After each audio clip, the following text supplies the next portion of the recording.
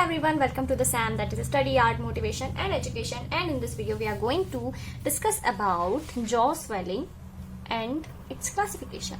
So jaw swelling तो आपको पता ही है, जॉ में जो swelling हो गई है उनका क्लासिफिकेशन हम पढ़ेंगे कि वो किस किस वजह से हो सकती है. So इसके लिए चार चीजों में डिवाइड किया है.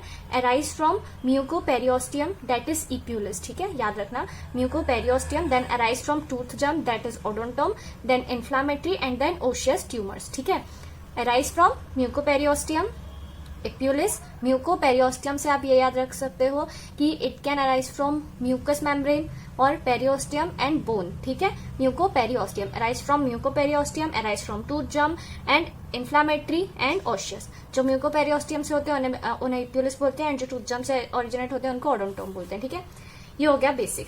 ठीक है, अब आते हैं अपन इप्यूलिस के टाइप्स पर. ठीक है, तो पहला ये 5 टाइप के हैं. ठीक है, fibrous, myeloid, granulomatous, carcinomatous and sarcomatous. Fibrous, myeloid, granulomatous, carcinomatous and sarcomatous. ठीक है, then arise from odontome. Now this arise from odontome is further divided into 3 categories. First epithelial odontome. ठीक है, सबसे ऊपर की layer.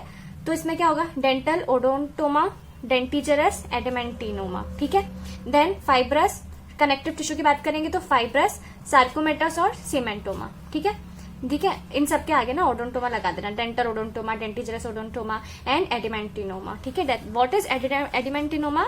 It is nothing but ameloblastoma. ठीक है, अमीलोब्लास्टोमा.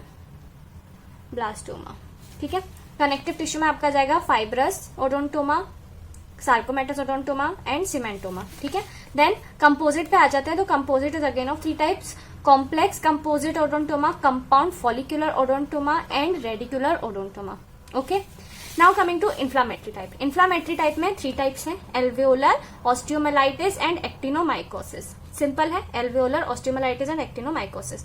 ठीक है, एक्टिनोमाइकोसिस पर एक क्वेश्चन आता है आपके वाइवा में कि बताओ ये कौन सी डिसीज है, वायरल है, बैक्टीरियल है, पैरासिटिक है, क्या है. तो कभी भी माइकोसिस देखकर फंगल मत बोलना, it is a bacterial disease. Okay, osseous tumour पर आते हैं तो it can be of 2 types, benign and malignant. Obviously, ठीक है, बेनाइन में आपका ऑस्टियोक्लास्टोमा, फाइब्रोशियस एंड पेजेक्स डिसीज आ जाएगा.